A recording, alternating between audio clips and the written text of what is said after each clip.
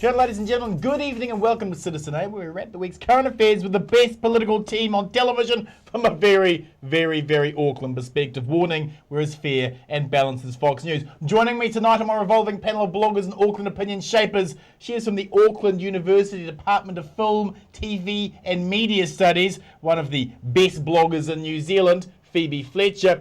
And he is a former Green Party MP, well-known social justice activist and commentator, Keith Locke. Welcome to you both. Coming up tonight, issue 1. Is the government spending too much on consultants? And should we know what lobbyists are doing? Issue 2. Why are the Greens doing so well in the Roy Morgan poll? Issue 3, John Key says we don't need an investigation into what our SAS did in Afghanistan. Amnesty International says we do. Who was right? And we'll end the show on a final word, but let's kick things off with issue 1. Blogger Keith Ng has uncovered official information documents detailing an explosion of funding to consultants while the Greens have had their bill registering lobbyists drawn.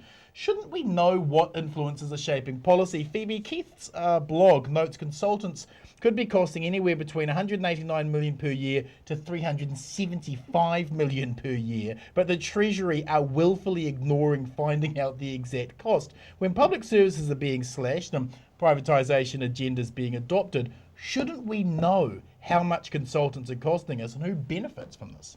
I think we should, and Keith Ng's blog is just absolutely fantastic. If you have not read it, as some of my best friends are consultants, and you know what he uncovers is that in the Official Information Act statistics that he got, they exclude 30% of government departments in terms of the state expenditure. So it excludes people like the Road Transport Authority, it excludes Te Puni Kōkiri, for example. So, you know, he argues that we don't actually know how much is being spent on consultants. And there is a really big issue around this. I mean, I note that Mark Unsworth of Saunders Unsworth has been in the media saying that the Greens bill, that it is extremely problematic. Yeah. Well, you know, in the last document we got released last year on the spending on consultants, we can see that, you know, one of his consultants made over 54,000 in a month and a half looking at the ASEAN negotiations. So I think in terms of these times of, you know, hard economic times, this is one area that we need to look at closely, and we need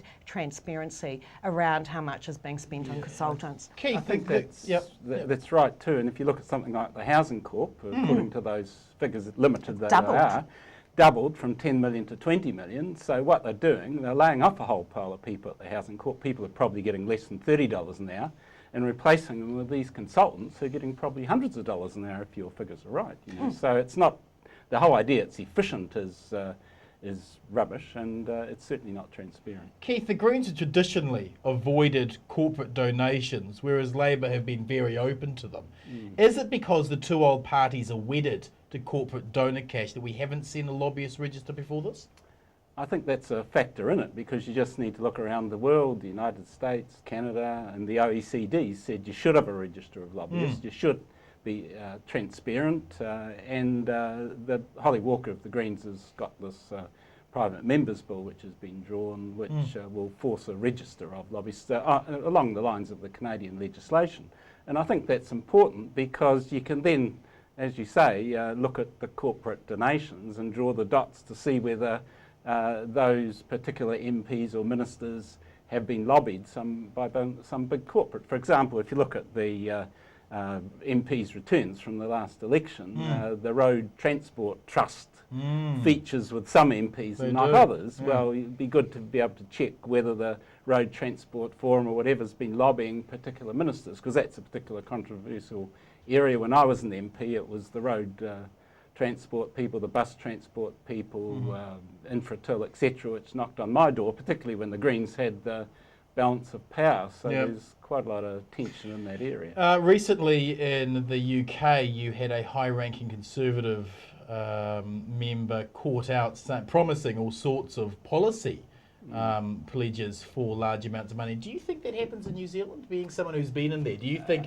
companies roll up and say, here's a large chunk of cash, this is what we want in policy? I don't think it's probably ever that naked. direct. Not that naked, but if someone rolls up to you very friendly, and there's very skilled lobbyists like Tony O'Brien of Sky, really nice guy, but he's sort of got successive governments around as a little finger. Absolutely. If you look at where Sky sits right now, where they sort Absolute of dominate dominance. the market, and I used to see him around Parliament all the time and have little chats and all the rest of it. Yeah.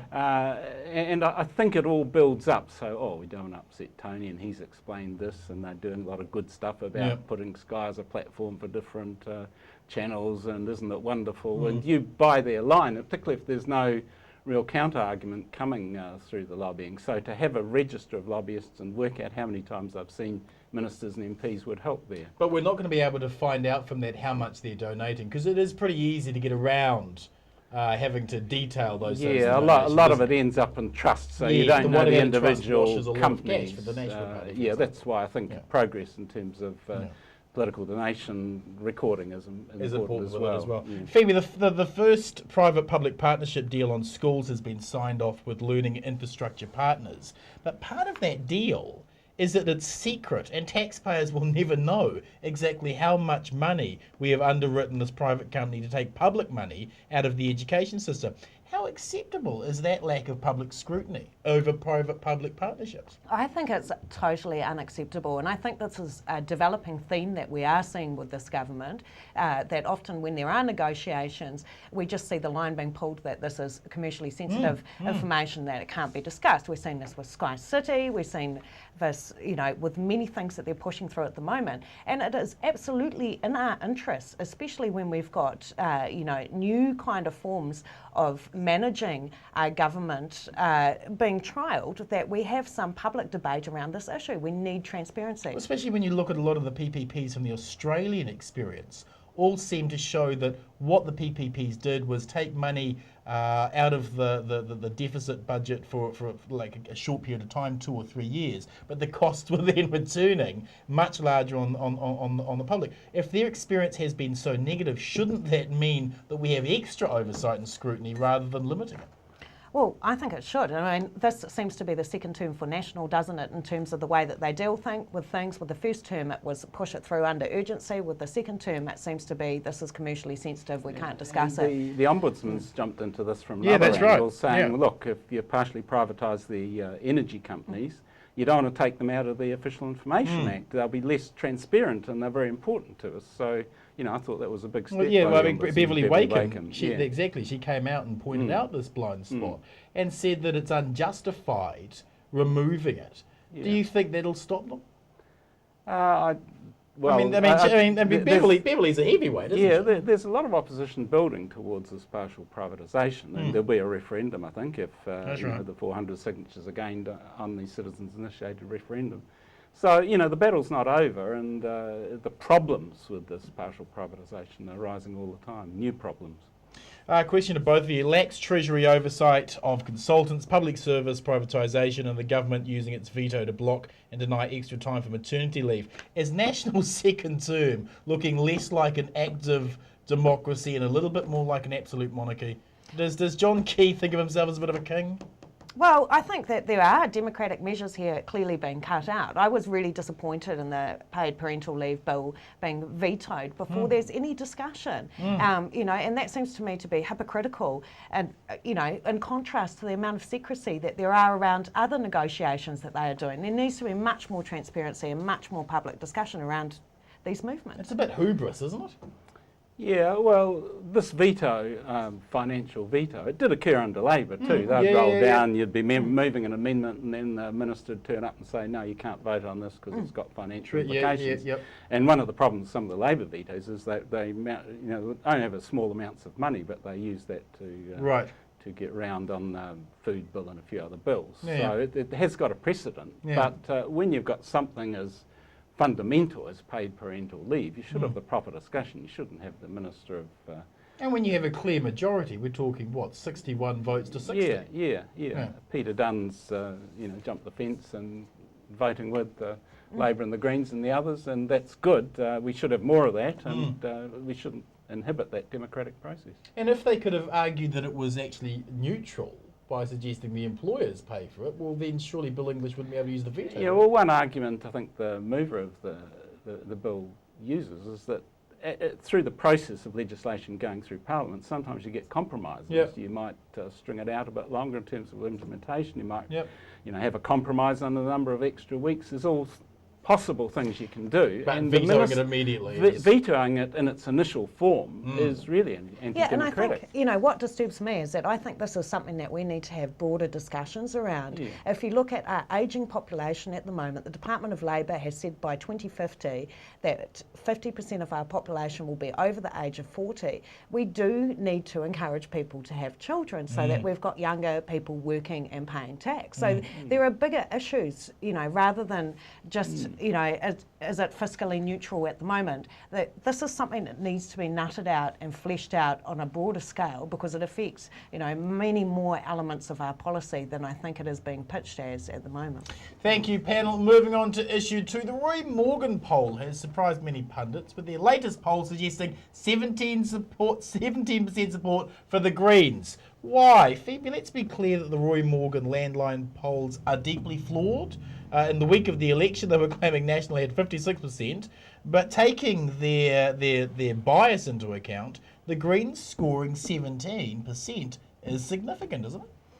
Well, I think that the Greens have just been getting stronger, and part of what has allowed for this, I think, is a weak Labour at the moment, or Labour being perceived as weak, because David Shearer hasn't managed to, have much media presence. I mean, it's, interesting with the whole ACC fiasco that you see people like Little and Mallard getting much more media attention than David Shearer's attacks in the House.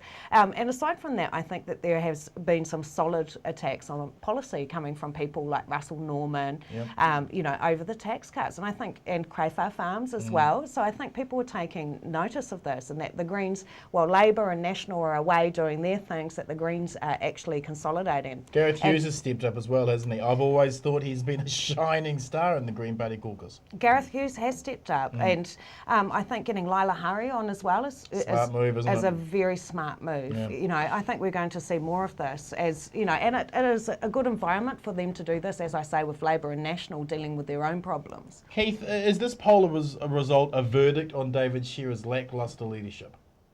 I think it's partly that Labour moving to the centre, having a low-profile leader, isn't helping them. But I think the dominant thing is that Green politics is becoming a little bit more popular, not only in New Zealand but around the world. If you look at all the electoral successes of the Greens in Australia, Canada, Britain, Europe, etc., etc. So it is the new politics in that sense, not only in the environmental sense, which people perceive it as, but an actual political theology. But on social justice issues, and I think that's where Lila Hurry's appointment sort of really is hitting home to people. This isn't just an environmental party. This is a rounded party that can attack the government on all fronts, and now the caucus has increased from 9 last time to 14, and as you say, new young blood like Gareth Hughes, that it's really scoring some hits. But incredibly hard working as well. If you're looking at the amount of noise and the amount of media attention the Greens are able to achieve right now, compared to a party like Labour, which is much larger, the Greens are just winning it time and time again. Why is it? Why are they getting to it faster? Is Labour just not responding quick enough? Labour's been caught in that sort of conventional, conservative sort of mould for many, free trade and investment agreements. They support them all. Support the defence and police establishment.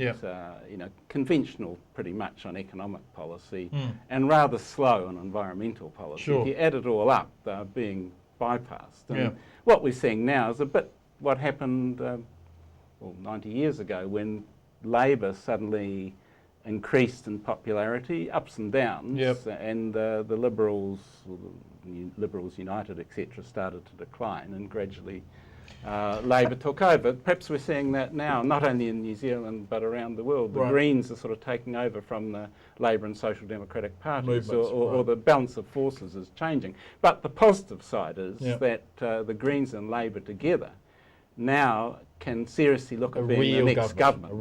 I'm not trying to be just putting down Labour. I'm saying together we can be the government.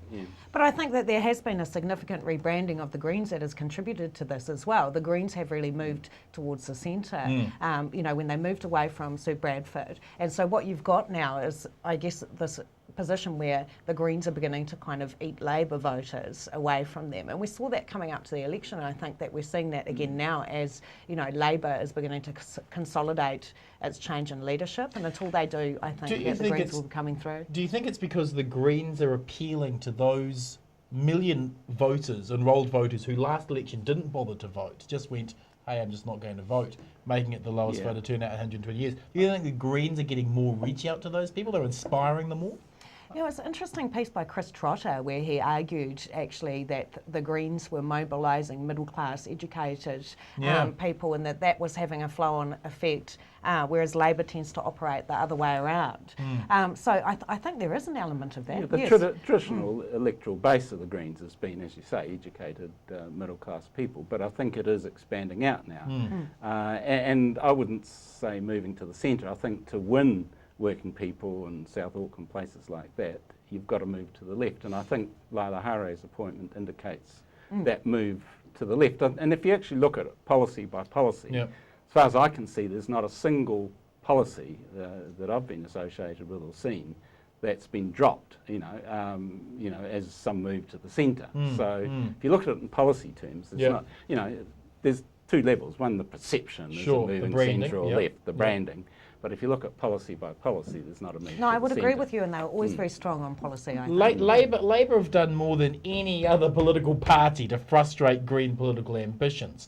Do Labor need to make serious cabinet concessions if they want to change a government in 2014? What does a Green Labor government look like? Well, any government, coalition government, has to represent both forces in proportion to their real strength. But the history there, surely Labor has frustrated political ambitions. Don't they have a responsibility to make some big concessions in a cabinet? Oh, well, I think they will. It depends, how it works out the election. If there's sort of 3 Labor to 2 Greens, that proportion, which is possible, then of course the Greens have to get a significant number and important cabinet seats. Do you think Labor are prepared to start sharing the sandpit, or do those old tribal demands within there still make them want to grab as much as they can? I think they might need to share the sandpit, looking at their current polling. But I think there's an interesting thing going on with National as well, because it'll be interesting to see whether United Future gets through next time, whether we get the rise of the Conservative Party. Like, their partners on the right are looking, not that strong. I think there is a interesting opportunity there for Labor and the Greens. Go for it. I always say to Labor people who are all worried the Greens are taking a vote, etc., I said the more momentum the Greens get, the more they pick up votes from across the spectrum, including from some previously National voters. So it strengthens the combined total for Labor and the Greens. So, we shouldn't get sort of the real battle is with the national government, not between Labor and the Greens. Question to you on that. Can the Greens win an electorate seat, or should they just focus on party vote? I think it would be good to win an electorate seat, particularly while it just does help give you that credibility of being able to handle an electorate. It gives you insurance policy. Not that the Greens really need an insurance policy now, probably. But Celia Wade-Brown winning the Wellington Mayoralty as a Green, I think that just gave the Greens a bit more credibility. You've got someone who can manage a city. I think it's important, Rongotai, whatever the electorate might happen to be, Shouldn't they just focus on the party vote? Because those you see time and time again in quite a few electorates around New Zealand, the split or the combined vote of the Green and the Labor Party candidate would have taken the electorate seat. Do you think that the Greens should be playing it smarter and not actually going for electorates and just focus on that party vote? They would see more Labor Party people becoming the electorate candidate winning if they went down that path. I mean, that was a strategy for the last election with someone like Denise Roche in Auckland Central. I mean, yet she still took enough to see Nikki win, didn't she? I mean, it depends, I guess, how much the Greens want to be seen as an independent party, and I think they really do. And with people like Holly Walker, I think that there are some electorates where there might be that shot, but you would need to look at the polls closest to the election. Thank you, panel. Moving on with issue 3 tonight. John Key says we don't need an investigation into what our SAS did in Afghanistan. Amnesty International says we do. Phoebe, who is right here? Amnesty International, usually on the side of the angels, or John Key? Amnesty International, definitely. I mean, I had blogged on this a long time ago. There was an Evans case in the UK where they found that, basically UK soldiers doing what we were doing, handing over people to the US, that was still considered, That's right. territoriality, right? So I think that there is an absolute need for an investigation into this, particularly with the publication of Hager's book, which asserted that there was a kind of split going on between government and you had the army, really operating autonomously. And, while, our engagement in Afghanistan, might be over, I think that there is a need for an investigation to make sure that we don't make these mistakes again. I mean, there are serious allegations being brought up here, and this, really corresponds to our, obligations under things like the Geneva Convention. Does it terrify you a little that something like milk, for example, being able to sell milk to a post-invasion Iraq would have more to determine whether or not we support an invasion or not? Does that concern you as a citizen? It does concern me, and I think that, this is why there's a need for public debate on these issues, because I believe that if a lot of New Zealanders knew what was going on, that there would, be a demand for that level of public debate. And certainly in terms of the way that the army has been operating with government, it would seem that it is prudent and necessary. Keith, let's be honest. We are never going to get an inquiry into handling civilians over to known torture units and how the New Zealand military disobeyed direct orders from Helen Clark, because there are too many, I put to you, well-connected individuals whose own reputation defines the establishment. We're never going to seriously investigate the Governor-General, are we? Well, I think the more we push, the more we'll get. That was my experience over my 12 years in Parliament. I wasn't getting anything about the SAS role in Afghanistan in the earlier years, just complete brick wall. Towards the end, I was getting more information. For instance, in October last year, I finally got out of the Minister Wayne Matt that on 58 different operations that the SAS had with the Crisis Response Unit, the Afghan unit, 58 separate operations, they'd taken 193 prisoners. Those prisoners had been handed over to the Afghan authorities, and the MAP admitted they didn't know what had happened to them after they'd been handed over. No doubt some were transferred to the National Directorate of Security, their detention 90/124, which a UN report in September had shown to be a routine torture institution. So there's absolutely no question in my mind that some of the prisoners that our SAS took, together with the Afghans they're working with, were handed over to torture. Now, we want to get to the bottom of that. And we can work with the United Nations to achieve that. It's a stain on our honour, isn't it? It's a stain on our honour. There's other things, like the night raids the SAS was involved in Kabul and elsewhere earlier on. Karzai, the president, said, don't do those night raids. The Afghans don't like them innocent people getting killed. Yeah. We were doing them, like in Christmas 2010. That's right. There was a raid on Tiger International. 2 innocent people were killed by SAS. That was in the newspapers. That may well have happened on other occasions. We don't know. We need to investigate that. Should have the SAS been there in the first place? Was there any gain? A lot of people say it was a wrong war, a lost war, etc. We should look at all of that. It's the longest war New Zealand was involved in. Absolutely, yeah. Do you think history will be far more damning of this era, of our involvement in this war than we currently are? Oh yes, at the moment all we're getting is like this NATO general arriving, how wonderful our SAS troops were and all the rest of it. It's basically a PR exercise at the moment, and the PR can work if you don't know really what's happening behind the scenes. So we need an inquiry. Amnesty's demanding it. I think anyone with a respect for human rights in New Zealand. And I think it's disturbing not having that inquiry when you've got the Ministry of Foreign Affairs and Trade also facing cutbacks. So this is really what worries me about this, is that I think that we're depending too much on the opinions of other nations without, really having a solid working knowledge and understanding of what our involvement is in these places that we're sending our troops off to. Final question, both of you on this. The government has announced the SAS are returning.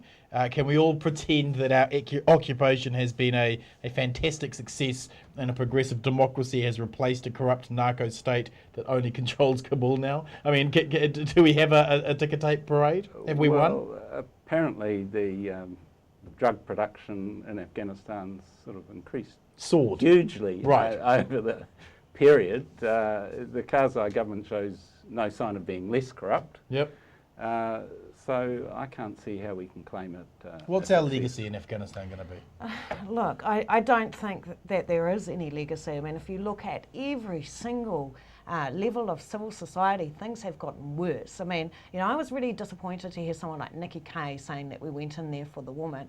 And, you know, when I hear that, I think, have you read any of the reports that, you know, look at how women's position, for example, has gotten so much harder. You know, you're talking about a country that has been through war. I think this is a huge mess, and I think that we need to be out of it. There's the whole colonial mentality. That's what struck me over the years. For example, I had this argument with the Defence Force time after time at select committees about how you define Afghan prisoners, the Taliban prisoners. Sure. And the New Zealand Defence Force and government accepted the American definition that these are unlawful combatants that have no right to Geneva Convention protections as Right. a right anyhow. They said, Right. oh, we'll treat them well, but they don't have the right.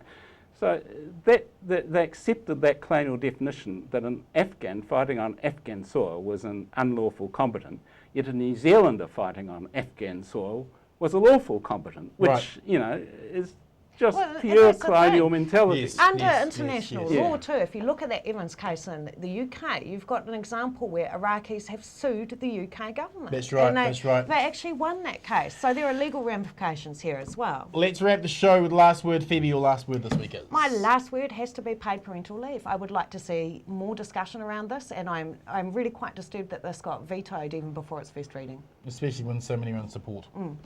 Keith, your final word this week.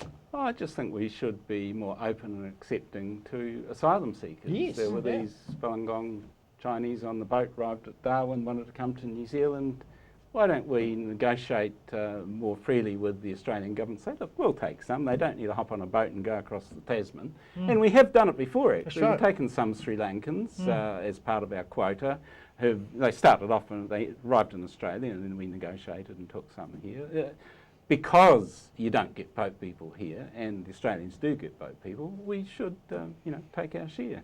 And, you know, I think that would solve a lot of the problems and avoid any repetition of Yeah. this people trying to set off across the Well, Tasman. there's certainly no question that Falun Gong get persecuted by the Chinese, is there? Excellent. Thank you, Keith. Thank you, Phoebe. Ladies and gentlemen, to my final word. I have argued for some time that this government cannot pretend to not know what the impacts of their austerity politics will be on New Zealanders, because we have had these policies before in the early 90s when National once again embarked upon a privatisation and Benny bashing agenda. One of the unforeseen knock-on impacts of mass layoffs, benefit restrictions and high youth unemployment was a tripling of our suicide rates in the 1990s.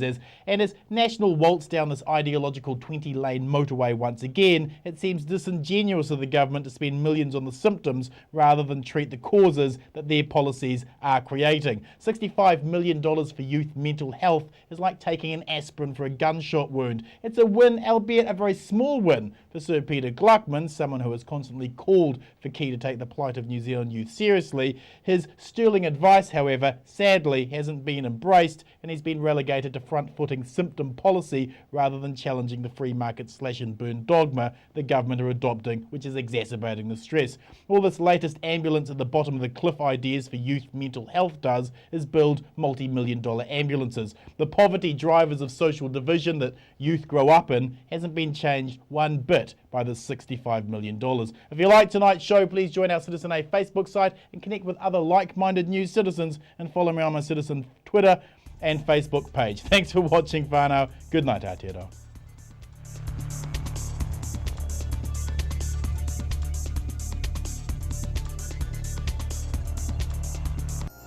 Supporting local content so you can see more of New Zealand on air.